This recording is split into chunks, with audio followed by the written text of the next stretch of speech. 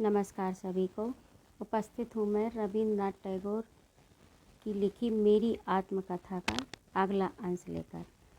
इसका शीर्षक है प्रोफेसर। स्कूल में हमारी पढ़ाई बंद होने के बाद हमें बंगाली एकेडमी नाम की एक अंध गोरी यूरेशियन शाला में भर्ती किया गया।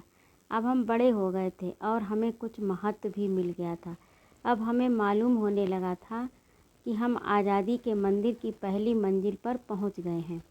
वास्तविकता के साथ यदि कुछ कहना पड़े तो हम यही कहेंगे कि इस संस्था में भर्ती होने के बाद यदि किसी विषय में हमारी उन्नति हुई तो वह आज़ादी में हुई, दूसरे किसी में नहीं। क्योंकि हमें जो पढ़ाया जाता था उसे हम बिल्कुल ही नहीं समझते थे और न समझने का कभी प्रयत्न ही करते थे। हमारे कुछ न सीखने पर किसी को अपना नुकसान फ़ायदा भी नहीं मालूम होता था। यहाँ के लड़के यद्यपि खुरचाली करते थे, पर यह संतोष की बात है कि वे बदमाश नहीं हैं। वे अपनी हथेली पर गधा लिखते थे और हमारी पीठ पर उसका छापा मारकर हंस देते, अथवा पीछे से हमें धक्का देकर ऐसे शांत बन जाते जैसे मानो उन्हें कुछ मालूम ही नहीं है। धीरे से कुछ पीछे आकर सिर पर चपत जमाकर भाग जाते। इस तरह एक नहीं 20 तरह की खुरचालें वे किया करते थे। इस स्कूल में भर्ती होने के बारे में यही कहा जा सकता है कि हम आग से निकलकर भूबल में आ पड़े। यद्यपि इससे हमें सताना हुआ पर कोई ईजा नहीं हुई। इस स्कूल में एक बात मेरे सुभीते की थी, वह ये कि हमारे बराबर के बड़ों के लड़के सीखेंगे। इसकी वहाँ कोई आशा नहीं करता था। यह स्कूल छोटा सा था जिसकी आमदनी खर्च के बराबर भी नहीं थी। हमारी फ़ीस ठीक वक्त पर दी जाती थी, इसलिए वहाँ के ऑफिसर हमारे प्रति धन्यवाद भरी नज़रों से देखा करते थे। यह भी एक बड़ा फ़ायदा था। बड़े आदमी के लड़के और वक्त पर फीस देने वाले होने से यदि लैटिन व्याकरण हमें नहीं आता था तो भी हमें कोई सज़ा नहीं देता था। हम कितनी ही गलतियां करें पर हमारी पीठ को उसके खातिर कभी इनाम नहीं दिया जाता था। इसका कारण यह नहीं था कि लैटिन सीखने में हमें मुश्किल मालूम होता था, इसीलिए हम पर कोई रहम करता था, लेकिन हमारे साथ बर्ताव करने के बारे में अधिकारियों ने शिक्षकों को खास तौर से आगाह कर रखा था। कितनी भी उधमबाजियाँ न हुई हों तो भी आखिर तो वह स्कूल था। इस स्कूल की इमारत आनंद देने वाली तो नहीं थी। क्लासों की कोठरियाँ बहुत गंदी थीं और आसपास की दीवारें पुलिस के पहरेदार सिपाहियों की तरह मालूम होती थीं।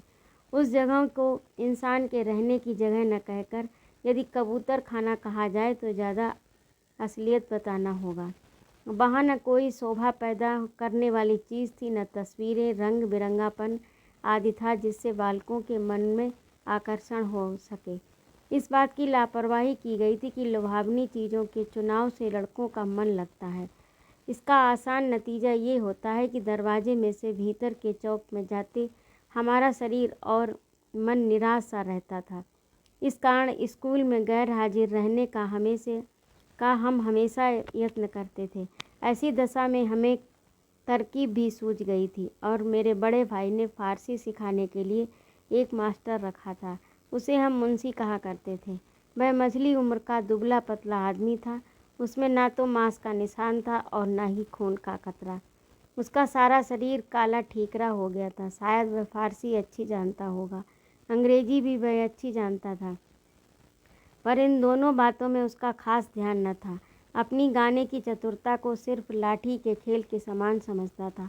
हमारे यहाँ आंगन के बीचों बीच गर्मी में वह खड़ा हो जाता और छाया को अपना दावेदार मानकर उसे अपने मज़ेदार लकड़ी के हाथ दिखलाया करता था। मेरे ये कहने की तो ज़रूरत ही नहीं है कि उसके बेचारे प्रतिपक्षी को कभी भी कोई जीत हासिल नहीं होती थी। खेलते खेलते आखिर में वह बड़े ज़ोर से चिल्लाने भी लगता था और जीत का चेहरा दिखाता हंसते हंसते दावेदार के सिर पर लाठी का इस्तेमाल भी करता था। इससे उसकी लाठी उसके पैरों के पास आकर टकराने लगती थी। इसी तरह नाक के स्वर से निकलने वाले उसके बेसुरे गाने को भी गाना कौन कहेगा। ये मसान की ज़मीन में से निकलने वाली डरावनी किंग गलियों का एक तरह से मिश्रण ही था। हमारे गायन मास्टर जी कभी कभी मजाक में उससे कहा करते थे, देखो मुंशी जी, तुम यदि इसी तरह का क्रम रखोगे तो फिर हमारी गुजर होना मुश्किल है। इस पर तिरस्कार भरे चेहरे से वह कुछ हंस दिया करता था। बस यही उसका जवाब था, ज़्यादा नहीं।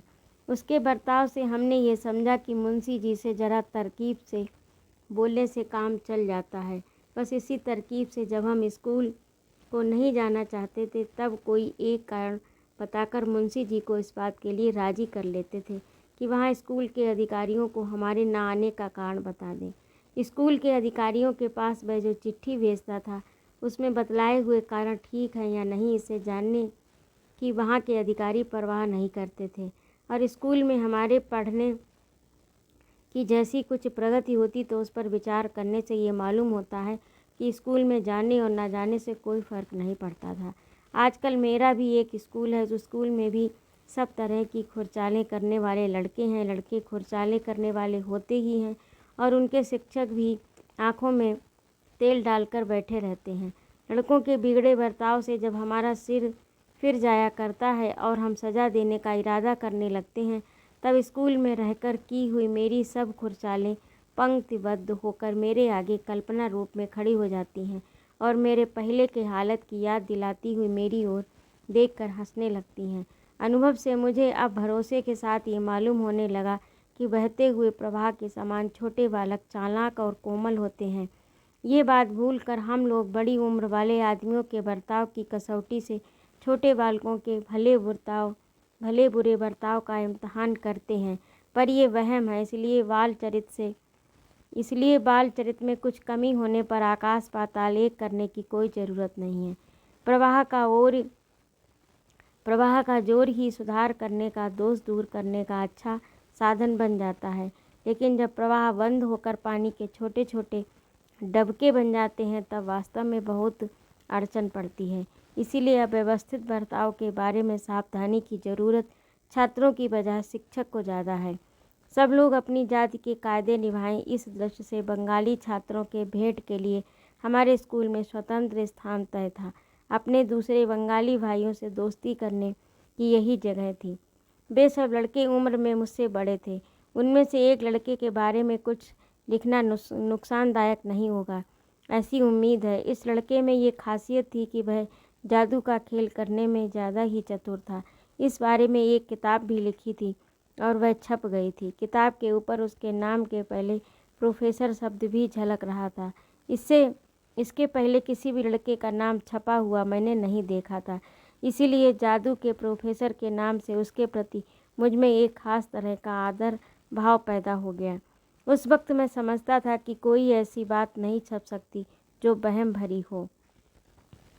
कभी न पूछने वाली और उड़ने वाली स्याही से अपने नाम के अक्षरों को छापकर हमेशा के लिए पक्का बना देना कोई छोटी मोटी बात नहीं है और न अपने छपे शब्दों द्वारा संसार के आगे खड़े होने में कम पुरुषार्थ ही है। इस तरह का अपने आप पर भरोसा, आँखों के आगे खड़े होने पर कौन उस पर भरोसा करेगा। एक दफ़ा मैंने एक छापे खाने में से अपने नाम के अक्षर छापने के लिए मंगाए और जब उन पर स्याही लगाकर मैंने अपना नाम छापा तो उसे देखकर मैं समझा, वाह, ये कितनी याद रखने लायक बात हुई। हमारे इस गुरु भाई और पुस्तक लिखने वाले दोस्त को कभी कभी हम अपनी गाड़ी में जगह दिया करते थे। इस कारण हम दोनों का प्रेम बढ़ने लगा और बराबर मुलाकात होने लगी। वह नाटक में भी अच्छा पार्ट लेता था। उसकी सहायता से हमने अपने तालीम खाने में एक स्टेज रंगभूमि बनवाई थी। इसकी चौखट बांस की थी जिस पर कागज़ चिपका दिए थे। ऊपर से नाटक करने की मनाही का हुक्म आने से हम सब रंगभूमि में खेल न कर सके। इसीलिए हमें बड़ी नाउम्मीदी हुई। इसके बाद बिना स्टेज के ही हमने भ्रांतिकृत चमत्कार नाम का नाटक खेला। पढ़ने वालों को इस नाटक के बनाने वाले की जानकारी इस जिंदगी की याद में पहले ही दिया जा चुका है। वह हमारा भांजा सत्य था। उसके आजकल के शांत और गंभीर स्वभाव को यदि कोई देखेगा तो उसे ये सुनकर जरूर ही अचंभा होगा कि बचपन में यही आदमी अनेक खुरचालें करता रहा। मैं यह जो कुछ लिख रहा हूँ, ये हादसा मेरी 12-13 साल की उम्र के बाद का है। हमारे जादूगर दोस्त ने कितनी ही चीज़ों के चमत्कार भरे गुण और काम बतलाए थे। उन चमत्कारों को देखने की मुझ में बड़ी इच्छा थी, लेकिन उसने जो चीज़ें बतलाई थी उन चीज़ों का मिलना बड़ा मुश्किल था। एक दफ़ा ऐसी दिल लगी हुई कि प्रोफेसर साहब प्रयोग में इतने डूब गए कि मिलने वाली चीज़ का नाम ही उन्हें याद नहीं रहा। उस चीज़ के रस में 21 दफ़ा बीज को भिगो देने पर तुरंत ही उसमें अंकुर फूटते हैं और फिर फूल आते हैं। इसके बाद फल लगने लगते हैं और ये सब कुछ एक घड़ी के भीतर ही भीतर हो जाता है। भला इस बात पर कौन भरोसा करेगा? यद्यपि जिसका नाम किताब पर छपा हुआ है, हमारे उस प्रोफेसर की बात पर मैंने अविश्वास तो नहीं किया, पर इस बात की आजमाइश करने का इरादा ज़रूर किया। हमने अपने माली द्वारा उस जड़ी का ढेर सारा रस मंगवाया और एक रविवार के दिन आम की गुठली पर आजमाइश करने के लिए मैं ऊपर के कोने में जादूगर बनकर बैठा। गुठली को रस में डुबाने और सुखाने के काम में मैं बिल्कुल गड़ सा गया। मेरी इस क्रिया का क्या नतीजा हुआ, ये जानने के लिए हम उम्र के पाठकों को ठहरने की ज़रूरत भी नहीं है। इधर दूसरे कोने में सत्य ने अपने आप जादू का पेड़ तैयार किया था। उसमें एक घड़ी के भीतर अंकुर फूट निकला। ये बात मुझे मालूम नहीं हुई। आगे जाकर इस अंकुर में चमत्कार भरे फल लगने वाले थे। इस आजमाइश के बाद प्रोफेसर साहब हमसे अलग रहने लगे। ये बात धीरे धीरे हमारे भी ध्यान में आ गई। गाड़ी में वह हमारे पास बैठने से झिझकने लगे। वह हमें देखकर गर्दन नीची कर लिया करते थे। एक दिन स्कूल में उसने यह बात पेश की कि सब अपनी अपनी बारी में से बेंच पर कूदें। उसमें इसने हरेक की चतुराई आजमाने की बात बताई थी। जादू के प्रोफेसर में इस तरह की शास्त्रीय इच्छा होगी अचंभा नहीं था। खैर हम सब कूदे। मेरे कूदने पर उसने हूँ कहकर गर्दन हिलाई। हमने उसके मन का मतलब जानने को उसे बहुत कुछ हिलाया डुलाया, लेकिन उसके मुंह से इससे ज़्यादा कुछ न निकला। फिर एक दिन उसने हमसे कहा कि हमारे कुछ भले दोस्तों की आपसे जानकारी करने की इच्छा है, इसलिए आप मेरे घर चलें। हमारे घर से भी हमें इजाज़त मिल गई और हम उसके साथ गए। वहाँ बहुत लोग इकट्ठे थे और अचंभे में डूबे से लगते थे। उन लोगों ने मुझसे कहा कि हमें तुम्हारा गाना सुनने की बड़ी इच्छा है। उनकी इच्छा के अनुसार हमने 2 पद गाए। मैं एक छोटा बालक था, इसलिए मैं बैल की तरह थोड़े ही डकार सकता था। मेरे स्वर को सुनकर सब लोग वाह वाह करने लगे और कहने लगे कि बहुत मीठी आवाज़ है। फिर हमारे आगे नाश्ता का सामान रखा गया। हमारे खाने के वक्त सब लोग हमारे आसपास बैठ गए और हमें बड़े गौर से देखने लगे। मैं स्वभाव से शर्मीला था, इसके सिवाय दूसरे लोगों के साथ बैठने की मुझे आदत भी नहीं थी। और भी एक बात थी कि हमारे नौकरीश्वर के कारण मुझे थोड़ा खाने की आदत पड़ गई थी, इसलिए वहाँ मैंने बहुत कम खाया। मेरे इस बर्ताव के कारण उन लोगों का ये पक्का ख्याल हो गया कि मैं खाने में थोड़ा नाजुक हूँ। इस नाटक के आखिरी अंक में मुझे उस प्रोफेसर ने कुछ प्रेम भरी चिट्ठियाँ भेजीं। उन पर वे सब बातें खुल गईं। हमारे उनकी जानकारी का आखिरी पर्दा गिर गया। आगे जाकर सत्य से मालूम हुआ कि अच्छी तरह से शिक्षा देने के लिए मेरे पिता ने मुझे लड़कों जैसे कपड़े पहना रखे हैं। असल में मैं लड़की हूँ। आम की गुठली पर जादू की आजमाइश करते वक्त सत्य ने ये बात मेरे मन पर अच्छी तरह जमा दी थी। जादू के खेल में मज़ा का अनुभव करने वालों से ऊपर की बात का इस तरह से खुलासा करना ठीक मालूम होता है कि लोगों का ये भरोसा है कि लड़कियां बायां पैर आगे करके कूदती हैं। प्रोफेसर ने जब मुझसे कूदने को कहा तब मैं इसी तरह कूदा था। यही देखकर उसने हूँ कहा था। उस वक्त मेरी कितनी भारी भूल हुई कि यह बात मेरे ख्याल तक में नहीं आई। तो ये था अंश मेरी आत्मकथा जो कि रविन्द्रनाथ टैगोर द्वारा लिखी गई। आप लोगों को कैसी लगी कमेंट करके अवश्य बताइएगा और कृपया मेरे चैनल को भी सब्सक्राइब कर दीजिएगा। सुनने के लिए अनंत आभार सभी का। जय माँ भारती।